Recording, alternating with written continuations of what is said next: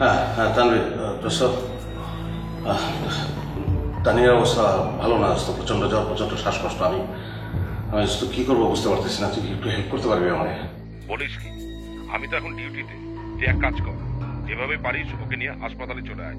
হাসপাতালে? আমি কিভাবে? আমি তো কিছু পাচ্ছি না দোস্ত। আচ্ছা ঠিক আছে, আমি তোকে একটা অ্যাম্বুলেন্স সার্ভিসের নাম্বার পাঠাচ্ছি, এখনই কল দে। প্লিজ প্লিজ প্লিজ তাড়াতাড়ি পাঠা, তাড়াতাড়ি পাঠা।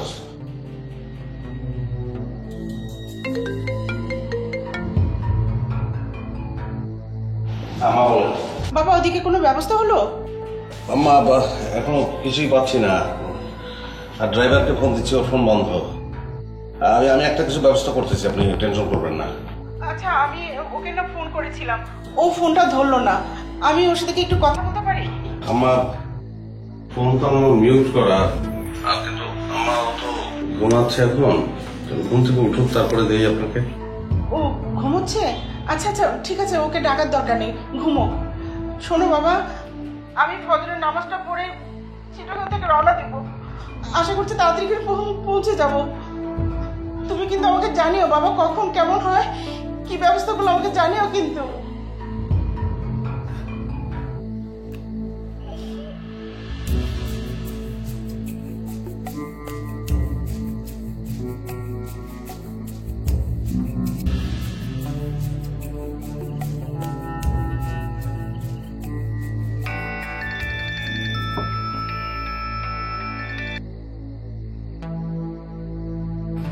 হ্যালো। হ্যাঁ সরি বাবু ভাই। এত রাতে তুমি? আমার ওয়াইফ তানিয়া প্রচন্ড জ্বর, প্রচন্ড শ্বাসকষ্ট হচ্ছে, হসপিটালে নিতে হবে। আমি খুব বাজার আসলে গাড়ি ঘোড়া কিছু পাচ্ছি না, আপনি যদি একটু গাড়ি নিয়ে আসতেন, মানে একটু হেল্প করলে আর কি। হেল্প করতে পারলে তো আমারও খুব ভালোই লাগতো, কিন্তু আমি তো কালকে কুমিল্লা চলে এসেছি। চিন্তা করো না, মানে রাতটা একটু ধৈর্য ধরো, আমি কাল সকালেই চলে আসছি। আচ্ছা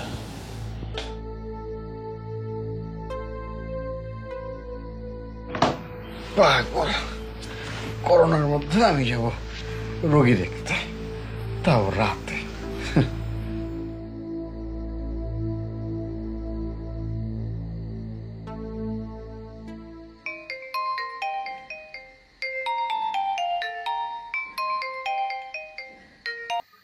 হ্যালো। হ্যাঁ শোনো, ওই তোমাদের ম্যাডাম খুব অসুস্থ, প্রচন্ড জ্বর আর প্রচন্ড শ্বাসকষ্ট, করোনা আর কি, হসপিটালে নিতে হবে। তুমি একটা সিএনজি জোগাড় করো। কি কন? করোনা? এত রাতে সিএনজি কোন পামু? চারিদিকে শ্মশান, তাও আবার এই লকডাউনের মধ্যে। ঠিক আছে স্যার, আমি একটু খুঁজা দেখতেছি।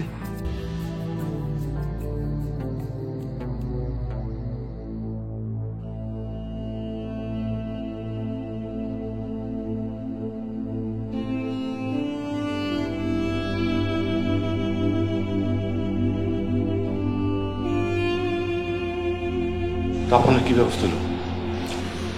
এই যে করোনা সেন্টার থেকে লোকজন আসছে, ওসি সব আছে, ওনারা যখন সিদ্ধান্ত নেবেন তখন তখন কি যে একটা দিনকাল পড়ছে ভাই। আমি বলতে আপনার ওই পুরো বিল্ডিং 14 দিনের জন্য লকডাউন, বিপদের কথা বলতো না। এখন তো আমার এই বিল্ডিং এর থাকতে ভয় লাগতেছে।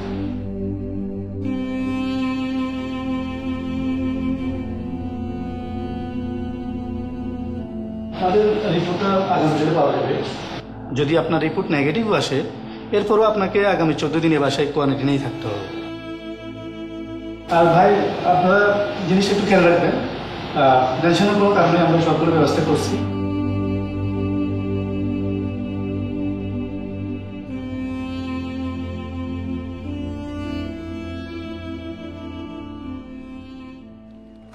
Do you know how lucky you are? How, sir? Because you got the chance to work with Double A. I mean... Abir Ahmed. I know, sir. Sir. Yes.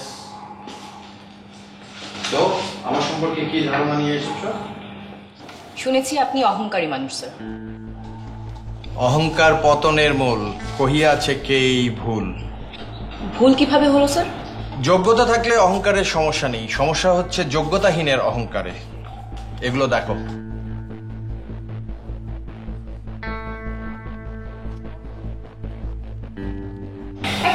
চিঠির উপর ভরসা করা কি ঠিক হবে স্যার?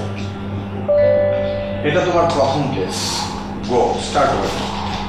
স্যার, আবার জয়েনিং এর formalities. আমাদের কাজ অপরাধীদেরকে দ্রুততার সাথে পাকড়াও করা। অপরাধী পালিয়ে গেলে তোমার জয়েনিং দিয়ে আমি করবোটা কি বলবে? গো। Sure sir.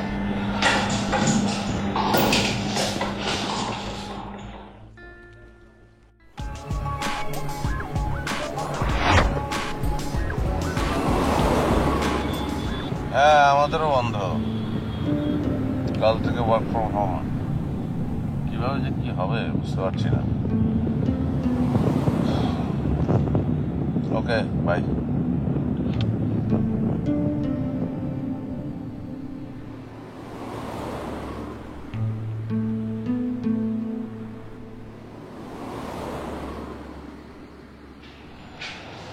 আচ্ছা, এখন কি হবে বলো তো? কি হবে? বাসা থেকে অফিস করবো, সারাক্ষণ শুধু তোমাকেই সময় দেবো, তোমার সঙ্গে আমি তুমি খেলবো। খারাপ কি? তুমি আমাকে সময় দেবে? হ্যাঁ। তোমার পুরো সময় আমার? হ্যাঁ। তুমি আসলে সারাদিন মোবাইল নিয়ে পড়ে থাকবে। তোমাকে আমি খুব ভালো করে চিনি, তুমি কি করবে সেটাও আমি জানি। বাজে কথা বললে তানিয়া। সব সময় তোমার স্ট্যাম্পারটা আমি দলিল করে দেবো। হ্যাঁ, আজকে থেকে তুমি আমি তানিয়া একটা শাড়ি জানো করে ফেলি। হাড্ডিটাকে হাড্ডি? এই যে বেলুয়া জালো কাবাব না হাড্ডি কে? স্যার আমি। ওহ, আজিজ আজিজ, দরজা খোলা আছে, আসো। স্যার এই যে চাবিটা। স্যার তাহলে কালকে ডিউটিতে কখন আসবো? কালকে আসবে না, কালকে থেকে আসার দরকার নাই। বললা কি কর স্যার? স্যার আমার অপরাধ কি? অপরাধের বিষয় না, কালকে থেকে তুমিও ওয়ার্ক ফ্রম হোম যাও।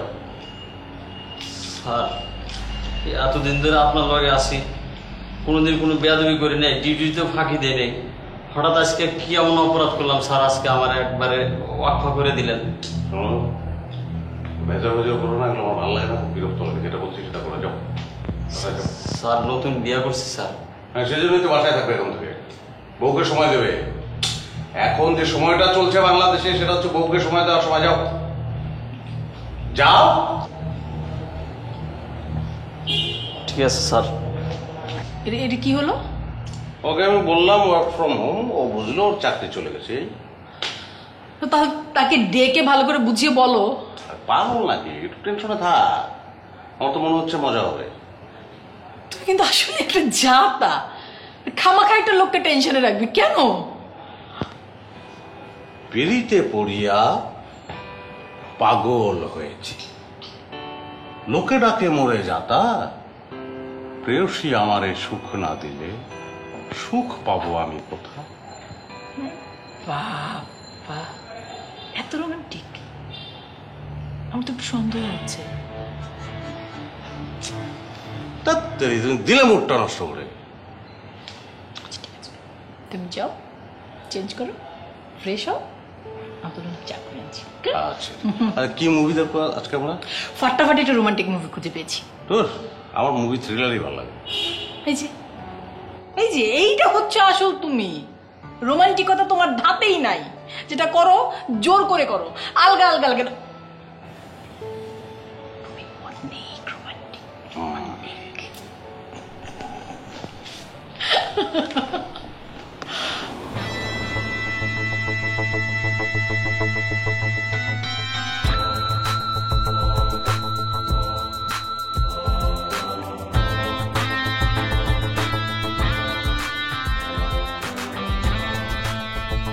কেউ আছেন?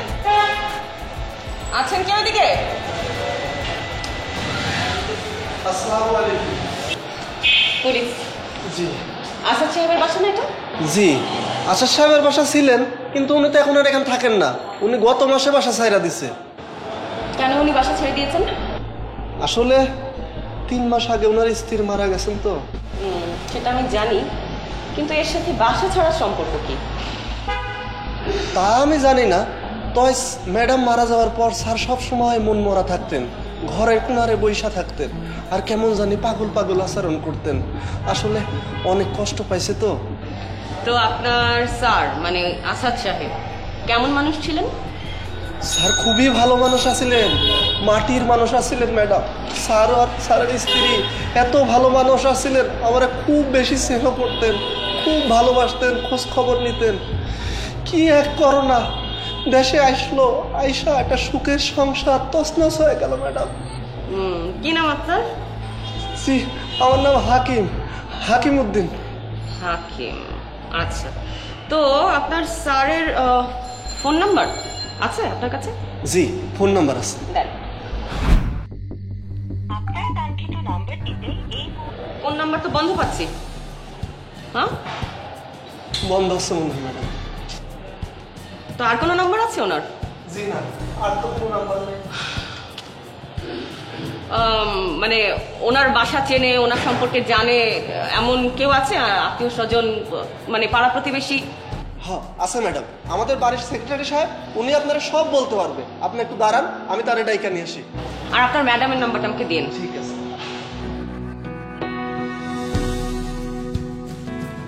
আসসালামু আলাইকুম, আমি এসিপি মেঘলা। আপনাদের সাথে একটু কথা বলতে চাই আসাদ সাহেবের ব্যাপারে।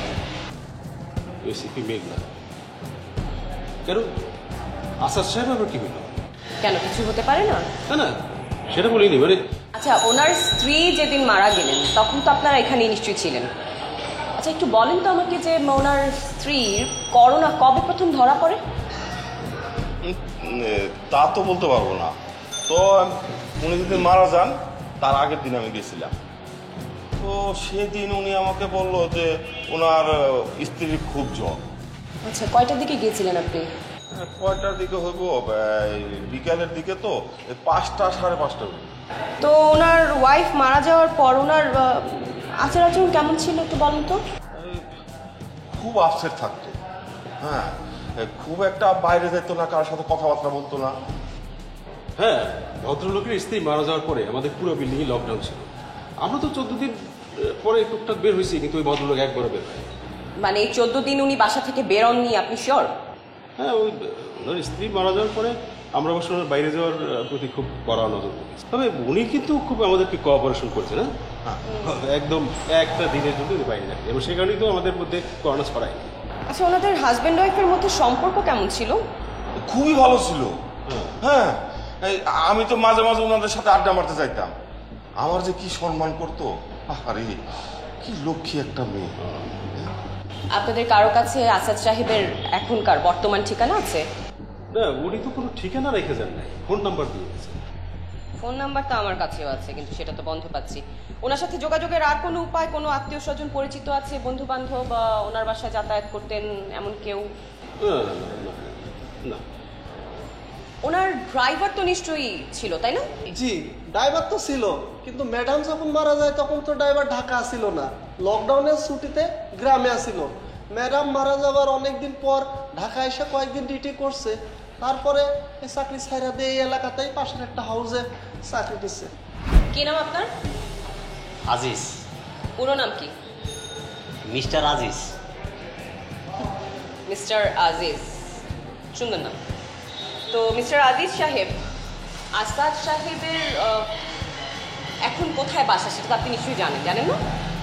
বিশ্বাস করেন ম্যাডাম, আমি অনেকবার তার সাথে যোগাযোগ করার চেষ্টা করছি, কল দিছি, তার সাথে কোনো যোগাযোগ করতে পারিনি। ওনার অফিস তো চেনেন নাকি সেটাও চেনেন না? সেটা চিনি। গুড, খুব ভালো। তো আপনি আমাদের সাথে কষ্ট করে একটু যাবেন। হ্যাঁ, আমি আপনাকে নিয়ে ওনার অফিসে একটু যাব, ঠিক আছে? চল।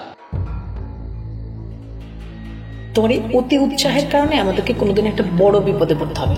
আমি বললাম তুমি দেখে দেখে।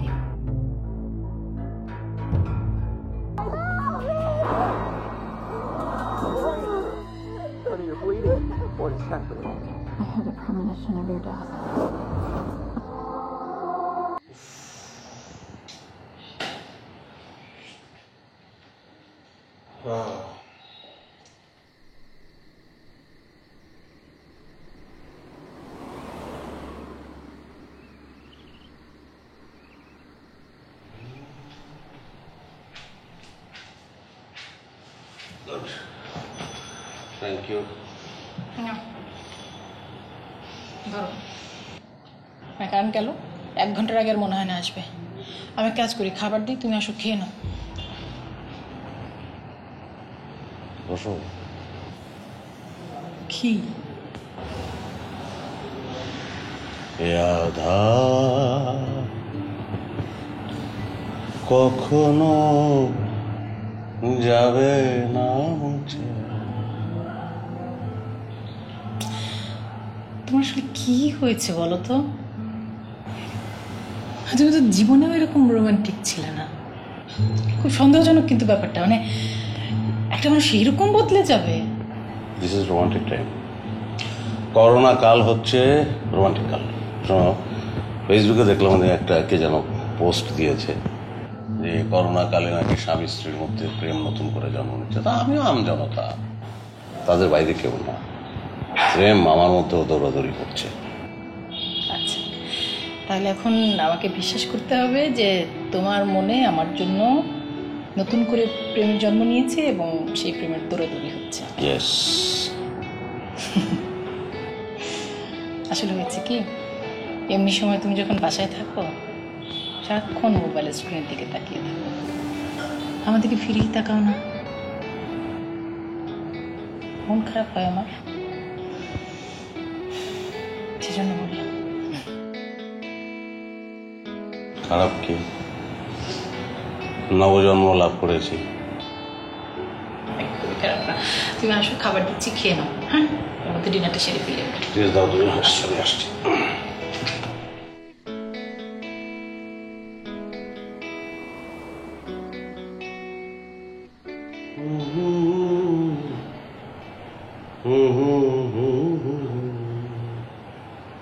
কই আসো না কেন? কি করো? না কিছু না, ওই করোনা হেল্প সেন্টারে হটলাইনে নাকি লাইনই পাওয়া যাচ্ছে না, তাই চেষ্টা করছিলাম। তোমার যে কিসের প্রতি আগ্রহ তৈরি হয় একমাত্র আল্লাহ পাক জানে। আচ্ছা ঠিক আছে, আসছি আমি। এই যে এই ম্যাডামের সাথে কথা বল। আসসালামু আলাইকুম। এসিপি মেঘলা, আসাদ সাহেব আছেন? কোন আসাদ সাহেবের কথা বলছেন? এই অফিসে কয়জন আসাদ সাহেব চাকরি করেন? একজনও না। একজন ছিলেন, তবে মাসখানেক আগে চাকরি ছেড়ে দিয়েছেন। কেন চাকরি ছেড়ে দিয়েছেন? উনি আসলে কাউকেই কিছু বলে যাননি। আচ্ছা আপনি যান, ওনার সাথে কথা বলছি। জি স্যার। আসলে উনি কাউকে কিছু না বলেই চলে গেছেন। আমরা ওনাকে খুঁজছি, আর ফোনেও ওনার সাথে যোগাযোগ করবার চেষ্টা করছি, কিন্তু ওনাকে পাচ্ছি না। উনি কিছু কাজ পেন্ডিং রেখে গেছেন, সেটার জন্য আসলে আমাদের খুব সমস্যা হচ্ছে, যার কারণে আমরা খুঁজছি। বুঝতে পারছি। আমার কার্ডটা রাখুন, ওনার কোনো রকম খোঁজ পাওয়া মাত্র আমাকে প্লিজ একটু এখানে জানাবেন। জি অবশ্যই অবশ্যই। Thank you. ওনার ব্যাংক অ্যাকাউন্ট নাম্বার নিশ্চয়ই আপনাদের কাছে আছে, ওনার স্যালারি আপনার ট্রান্সফার করতেন। জি জি আছে। একটু দেওয়া যাবে আমাকে কাইন্ডলি? জি অবশ্যই দেওয়া যাবে। এই পর্যন্ত আমি যা যা ইনফরমেশন কালেক্ট করতে পেরেছি এটা তার সামান। প্রথমে আসে অভিযোগকারী, একটা বেনামি চিঠি। কে দিয়েছে, কোথা থেকে এসেছে আমরা জানি না। তোমার কি মনে হয় কোনো শুভাকাঙ্ক্ষী থাকতে পারে? নিশ্চয়ই পারে স্যার, কিন্তু আমার কথা হচ্ছে যদি শুভাকাঙ্ক্ষী হবে তাহলে সরাসরি এসে অভিযোগ না করে পুরো চিঠি কেন? আসাদ সাহেবকে ফাঁসিয়ে দেওয়ার মতো কোনো ঘটনা এখানে নেই তো? Good point. তারপর সাসপেক্টের ঘরে আমাদের একটাই মাত্র ক্যারেক্টার, মিস্টার আসাদ। হয় উনি, না হয় কেউ না। আর যদি সত্যি এটা হত্যাকাণ্ড হয়ে থাকবে তাহলে আসাদ সাহেবের সাথে এখানে অন্য কেউ অ্যাড হতে পারে। নেক্সট উইটনেস দিয়ে পরে আসছি স্যার। প্রথমে মোটিভ। এটা যদি হত্যাকাণ্ডই হবে তাহলে মোটিভ কি? সাসপেক্টকে ট্রেস করার আগ পর্যন্ত আমাদের কাছে কোনো ক্লু নেই, আমরা সেটা ধরতে পারছি না। তারপর এই পর্যন্ত এভিডেন্সের স্কোর 0। আমাদের কাছে কোনো এভিডেন্স নেই। Big question, why Asad is missing? আর ক্লু বলতে সাসপেক্ট এবং ভিকটিমের মোবাইল নাম্বার মাত্র, কিন্তু unfortunately it's inactive now. Sir witness সবার সাথে আমার কথা হয়েছে, প্রতিবেশী, পাশের বাসার মানুষ, কমিশনার, এলাকার কমিশনার, ওসি সাহেব, সবার সাথেই কথা হয়েছে, কিন্তু কেউ সন্দেহজনক কিছুর কথা বলতে পারছেন না। এমনকি তারা কেউ এটাও বলতে পারছেন না এখন আসাদ সাহেব আসলে কোথায় আছেন। আর টেস্ট রিপোর্ট? আমি করোনা হেলথ সেন্টার থেকে রিপোর্টের কপি সংগ্রহ করেছি। ভিকটিম ওয়াজ পজিটিভ। আসাদ সাহেবেরটা? আসাদ সাহেব নেগেটিভ ছিলেন। তাহলে সন্দেহটা এখানেই স্যার। সবকিছু এত প্ল্যান পারফেক্ট কেন? স্যার আমি ওনার অফিসে গিয়েছিলাম, ওনার ব্যাংক অ্যাকাউন্ট নাম্বার ছাড়া তেমন কিছু পাওয়া যায়নি। আর ওই ব্যাংক অ্যাকাউন্টে গত 3 মাসে কোনো ট্রানজ্যাকশন হয়নি। স্যার নতুন কোনো ব্যাংক অ্যাকাউন্ট যদি উনি করে থাকেন তাহলে এনআইডি নাম্বার লাগবে। স্যার মোবাইল রেজিস্ট্রেশন থেকে বের করব এনআইডি নাম্বার, সেই এনআইডি নাম্বার দিয়ে খোঁজ করব যে নতুন কোনো মোবাইল নাম্বার নেওয়া হয়েছে কিনা, আর এনআইডি নাম্বার থেকে নতুন কোনো ব্যাংক অ্যাকাউন্ট খোলা হয়েছে কিনা সেটাও বের করা সম্ভব যদি নতুন ব্যাংক অ্যাকাউন্ট খুলে থাকেন উনি তাহলে। Good, go start working. Yes sir. Sir you are doing good. Thank you sir. ঘোর নিশুতির অন্দর মহলে জাগে দুরাশার ঢেউ, আধার মাঝে নিস্তারে পাশার,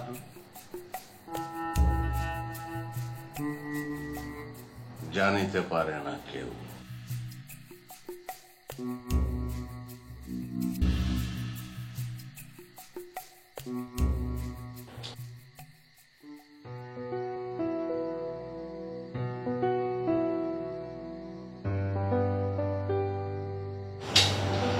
ফোনটা তো আমার আচ্ছা ঠিক আছে আর করবো না, দাঁড়াও প্লিজ। কাকে ফোন করছো তুমি? কে এটা? কাকে ফোন করবো? অদ্ভুত কথা তো। তুমি দেখো এখানে লেখা আছে যে ওই করোনার হেল্প সেন্টারে, মানে ওইসব হসপিটালে ফোন করে নাকি লাইন পাওয়া যায়। বলা তো যায় না, আল্লাহ না করুক আমাদের কারো করোনা হতে পারে, তখন আমরা লাইন পাবো কি পাবো না সেটা সত্যতা যাচাই করার জন্য চেষ্টা করছিলাম। এই আর সিরিয়াসলি? আরে তুমি মাঝে মাঝে এমন সব ছেলে মানুষই করো, জাস্ট অবিশ্বাস্য। Please grow up. সিরিয়াসলি কি? I'm growing up.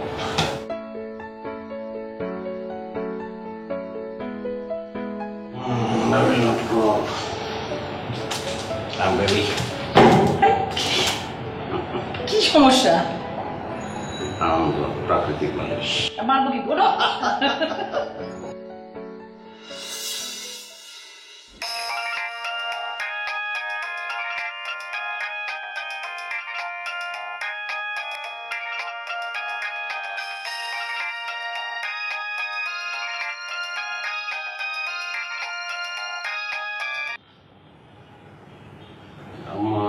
আসসালামু আলাইকুম।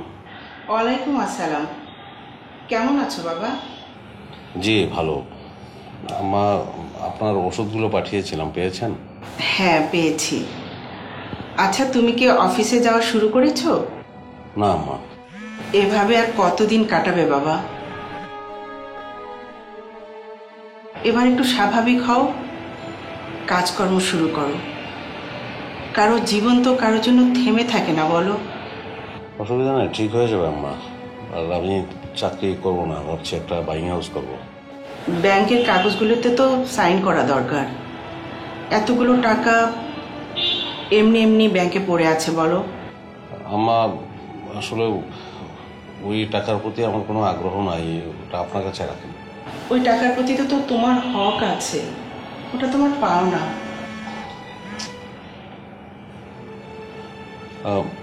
আম্মা দেখি এর মধ্যে একবার আসবো, আপনি অত ব্যস্ত হবেন না। না না ঠিক আছে। আচ্ছা আমি তাহলে এখন রাখছি। জি আম্মা, আসসালামু আলাইকুম।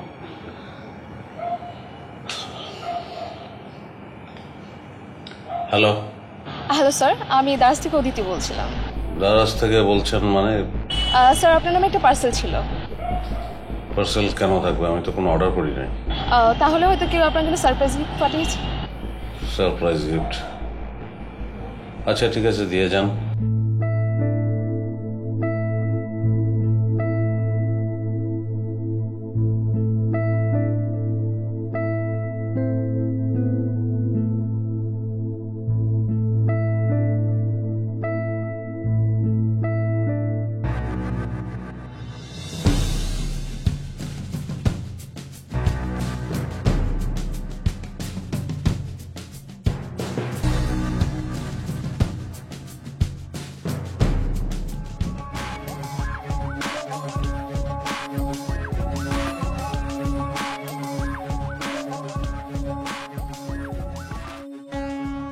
সরি আপনাকে ডিস্টার্ব করছি।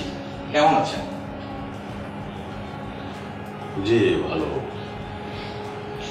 আপনাকে আমরা বিব্রত করতে চাইনি, কিন্তু আমাদের কাছে একটা ইনফরমেশন এসেছে, সেজন্য ক্রস চেক করে নিতে আপনার কাছে আসা। তথ্য? কি তথ্য? আপনার স্ত্রী তানিয়ার ব্যাপারে। তানিয়ার ব্যাপারে? তানিয়া তো মারা গেছে। বলেন। আপনার স্ত্রী তো মারা গেলেন এপ্রিলের 7 তারিখে। আপনি কি একটু পুরো ঘটনাটা আমাদেরকে একটু ডিটেইল বলবেন প্লিজ? হ্যাঁ বলবো।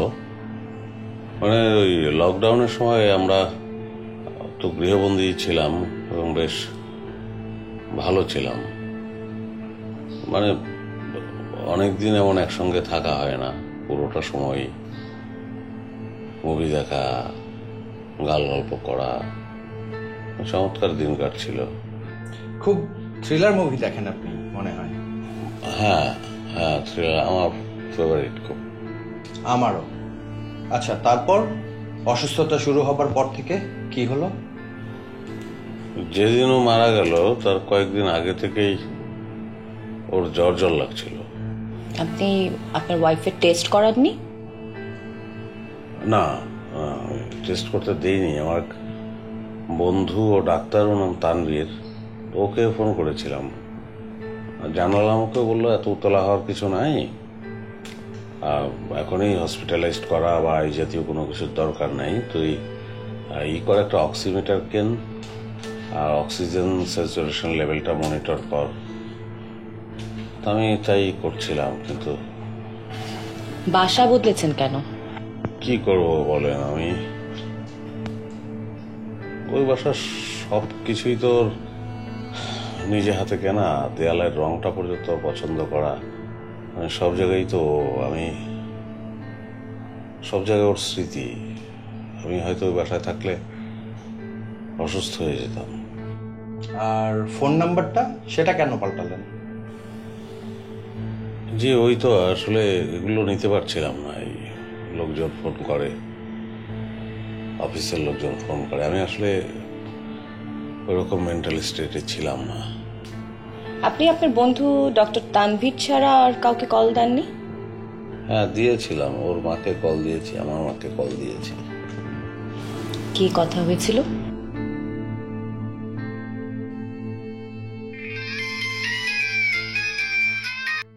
হ্যালো, আসসালামু আলাইকুম আম্মা, কেমন আছো? ওয়ালাইকুম আসসালাম। হ্যাঁ বাবা ভালো আছি, তোমরা ভালো? জি আমি তো ভালো, কিন্তু আপনার মেয়ের একটু জ্বর জ্বর ভাব। জ্বর না, জ্বর জ্বর ভাব। কি বলো বাবা? আম্মা আপনি একদম টেনশন করবেন না, আমি অলরেডি ডাক্তারের সঙ্গে কথা বলেছি, ডাক্তার বলেছে যে টেনশনের কিছু নাই।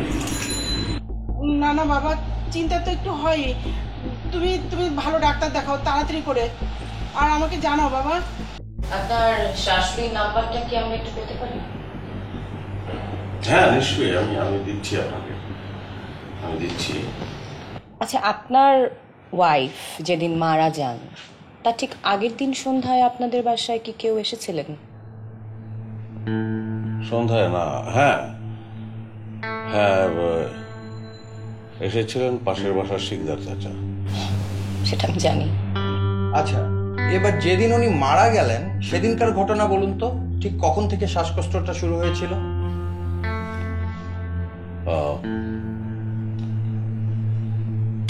সেদিন তখন রাত 3টা বাজে। গাড়ি ঘোড়া কিছু পাচ্ছি না, আপনি যদি একটু গাড়ি নিয়ে আসতেন, মানে একটু হেল্প করলে আর কি। হেল্প করতে পারলে তো আমারও খুব ভালোই লাগতো, কিন্তু আমি তো কালকে কুমিল্লা চলে এসেছি। বাবা ওদিকে কোনো ব্যবস্থা হলো? আম্মা এখনো কিছুই পাচ্ছি না, আর ড্রাইভারকে ফোন দিচ্ছি, ওর ফোন বন্ধ। এত রাতে সিএনজি কোন পামু? চারিদিকে শ্মশান, তাও এই লকডাউনের মধ্যে। ঠিক আছে স্যার, আমি একটু খুঁজা দেখতেছি। আহা, ভেঙে পড়বেন না। আপনি তো জীবনকে একদম থামিয়ে দিয়েছেন। বাইরে যান, লোকজনের সাথে মিশুন, কথা বলুন, আস্তে আস্তে দেখবেন সব কিছু ঠিক হয়ে গেছে। হ্যাঁ সেটাই।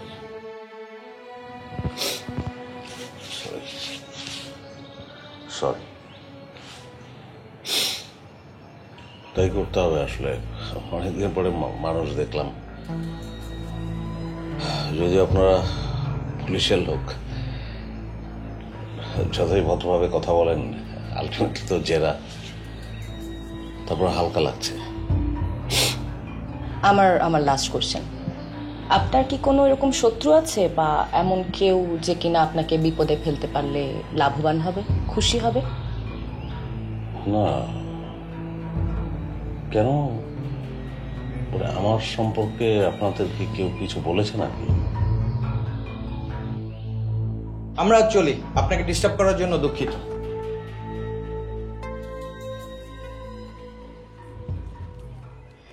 পুরো দুদিনই সিসিটিভি ফুটেজ চেক করা শেষ স্যার।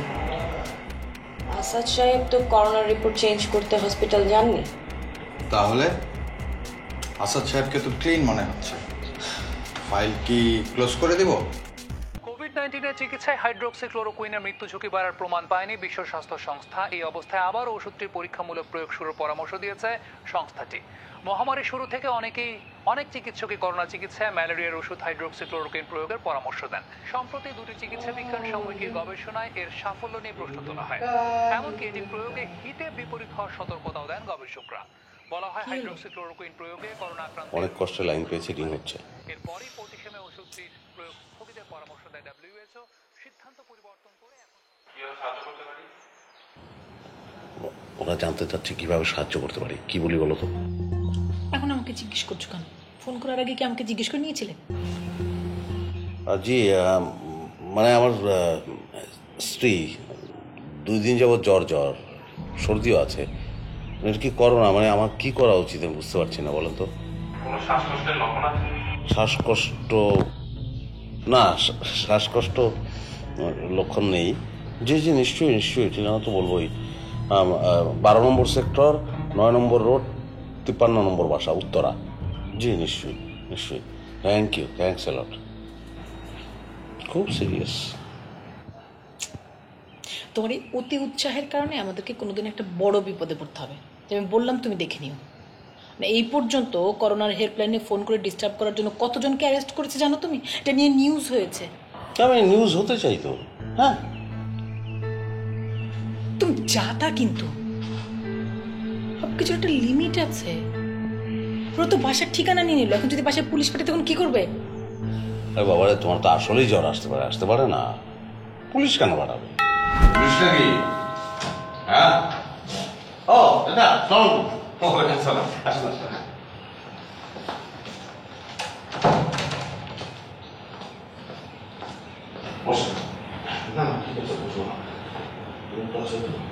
হ্যাঁ, একটা মাস্ক পরে নেবো।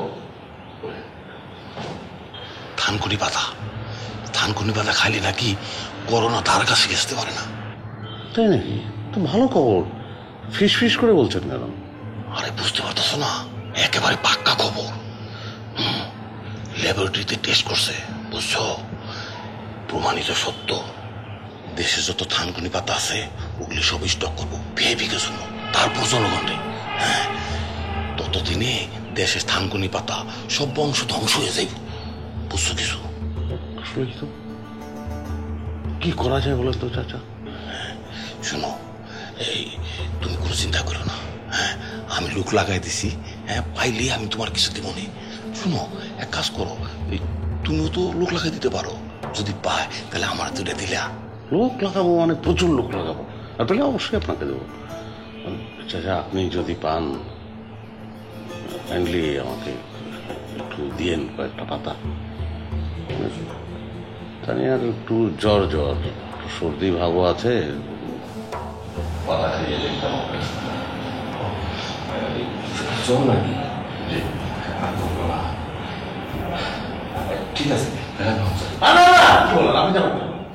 চা খেয়ে যাবেন না আপনি? না, আমি খাবো না। শোনেন চাচা, বিদেশ থেকে আমার বন্ধু স্পেশাল একটা চা পাঠিয়েছে, জাফরান পাঠিয়েছে। জাফরান দিয়ে সেই চা বানিয়ে বানায়। যদি না চান আপনার জীবন চা। ঠিক আছে, না চাটা খেয়ে যান। তানিয়া, চা আমি চলে যাবো। আচ্ছা, চা করো। গেছে?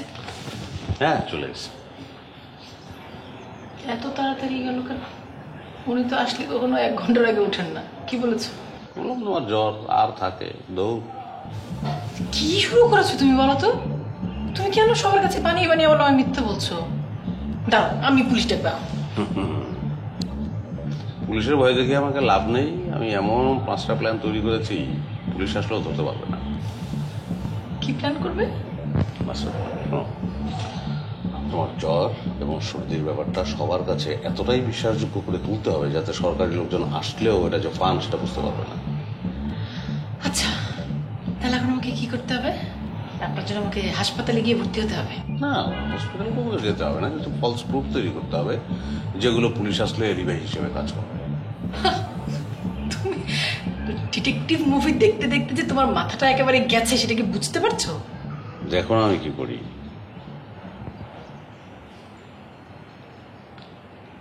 হ্যালো ডক্টর তানভীর, দোস্ত কেমন আছিস?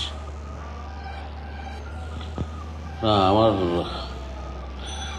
বউয়ের জ্বর সর্দিও আছে। মানে এটা কি করোনা কিনা মানে ভয় লাগছে, তো কি করি বলতো? ওকে দোস্ত, থ্যাংক ইউ, থ্যাংকস আ লট। দুইজন সাক্ষী দাঁড়িয়ে গেল। এগুলো কি ধরনের মজা হচ্ছে? আচ্ছা, তুমি কি চাচ্ছ যে বাসায় বসে বসে তোমার সঙ্গে ঝগড়া করি? আমার একটা বন্দি অবস্থায় আছি, মুভি দেখতে দেখতে মজা তো ক্রিয়েট করতে হবে। শোনো, তুমিও মজা ক্রিয়েট করো, দরকার। ঠিক আছে, তুমি অনেক অনেক ক্রিয়েটিভ মানুষ, তুমি তোমার মতো ক্রিয়েট করো। আমি ঘরবন্দি থেকে তোমার ঝগড়া করতে হবে, তার অল্টারনেটিভ হিসেবে তুমি এই ধরনের মজা, উফ আল্লাহ, তোমার পক্ষে সম্ভব এগুলো। দেখেন, বুঝতেই পারছেন সব প্রমাণ আছে, খামোখা সময় নষ্ট না করে বলে ফেলেন। আমি কিচ্ছু করিনি, বিলিভ মি। আপনি কিছু করেননি। আমার জীবনের প্রথম কেস এটা স্যার, আমি ব্যর্থ হব। ব্যর্থতার কথা কেন বলছো? যেখানে অপরাধী সংগঠন হয়নি সেখানে ব্যর্থতার তো কোনো প্রশ্নই আসে না। You did great.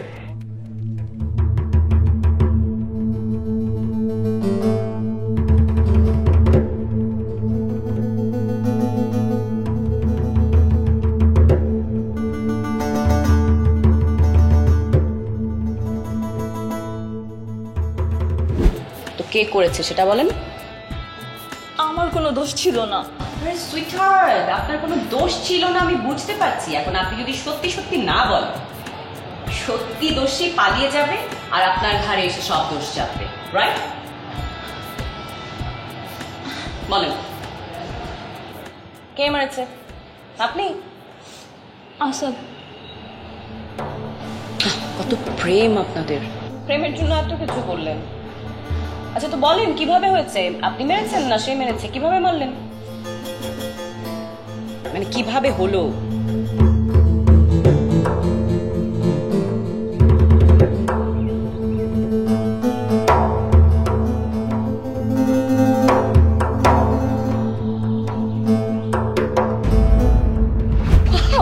রোমান্টিক, বালিশ চাপা দিয়ে।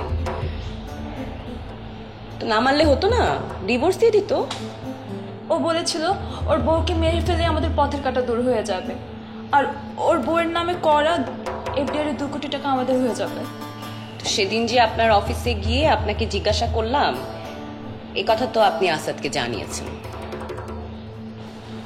তারপরও সে বাসা থেকে সরে গেল না কেন? আমি বলেছিলাম, কিন্তু বলেছে যে পুলিশ কিচ্ছু প্রমাণ করতে পারবে না, সব কিছুর মাস্টার প্ল্যান করা, আর পুলিশ নাকি ওকে ক্লিন চিট করবে, সব কিছু নাকি ওর পার্ট অফ দ্য গেম। আচ্ছা, সেই জন্যই কি এফডিআর এর টাকা এখন ক্লেম করা হয়নি? ক্লিন চিটের অপেক্ষায়, মানে তাড়াহুড়া করলে সন্দেহ হতে পারে সেই জন্য কি, তাই তো?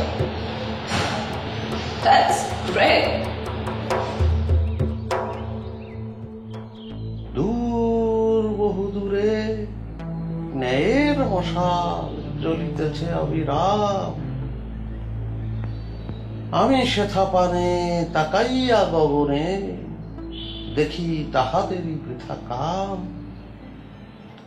আত্মীয় স্বজনের মধ্যে একজন সাক্ষী ঠিক করতে হবে। তোমার আম্মাকে মাথা খারাপ নাকি? মা টেনশন করবে? তুমি কি পাগল হয়েছো নাকি? তুই আম্মাকে ফোন করে তুমি এগুলো বলবা, মা টেনশন করবে না? পাগল, এক রাতের ব্যাপার তো, কালকে সকালে ফোন দিয়ে বলে দেবো। যে করোনা করোনা কিচ্ছু না। হ্যালো আম্মা, আসসালামু আলাইকুম। জি আম্মা, আম্মা রাখি। আসসালামু আলাইকুম।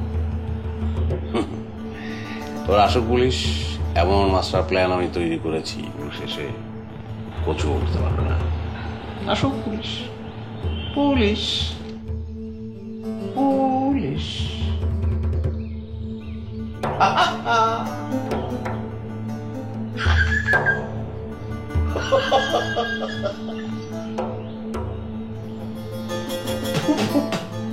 Police master plan.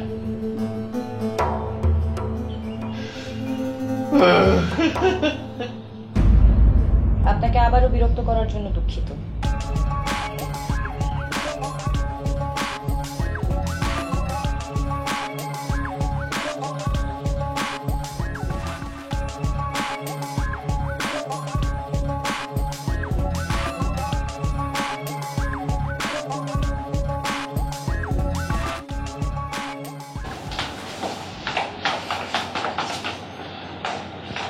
স্যার, আমরা এখানে কেন এসেছি? মনে করো তোমার তানিয়ার সেই শুভাকাঙ্ক্ষীর দেখা যদি এখানে মিলে যায়। Seriously sir? না, আমি মজা করছিলাম, দেখোই না কি হয়।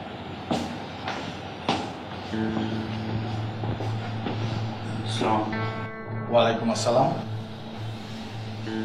আমার অফিসের পিয়ন বলছিল আমার সঙ্গে কেউ দেখা করতে এসেছেন, আপনারা?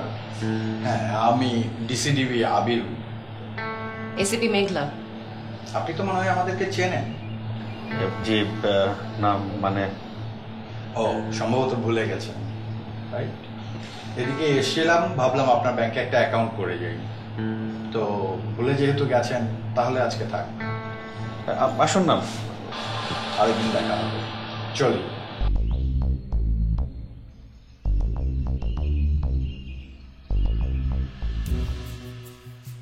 তাহলে ইনি কি সেই শুভাকাঙ্ক্ষী? তার মানে আসাদের প্ল্যান অলমোস্ট পারফেক্ট ছিল, সে শুধু একটা পয়েন্ট মিস করে গেছে, তানিয়ার শুভাকাঙ্ক্ষী। এক্স্যাক্টলি, যেমন রাবণ পরিবার মিস করে গিয়েছিল বিভীষণকে। রাবণের এই ভাই বিভীষণই ছিল রামের পক্ষে, যেটা রাবণের পরিবারের কেউ জানত না। এই বিভীষণই লক্ষণকে নিয়ে যায় নিকুম্ভিলার যজ্ঞাগারে এবং মারা পড়ে মেঘনা। মজার ব্যাপার কি জানো, তানিয়া কিন্তু মারা যাবার 1 ঘন্টা আগেও এই শুভাকাঙ্ক্ষীর সাথে 12 মিনিট কথা বলেছিল। তাহলে স্যার আমরা তাকে উইটনেস লিস্টে কেন রাখছি না? He is witness. আরেকটা সংসার ভেঙে কি দরকার? Wow, what a master plan. ভাবা যায়, criminals are creative script writers, but detectives are creative. এটা তুমি কোথায় পেলে? স্যার, প্রথম দিন আপনার টেবিলে একটা ডায়েরি রাখা ছিল, ওখানে কথাটা লেখা ছিল, আমি পড়েছিলাম। তোমাকে দিয়ে হবে। Thank you sir.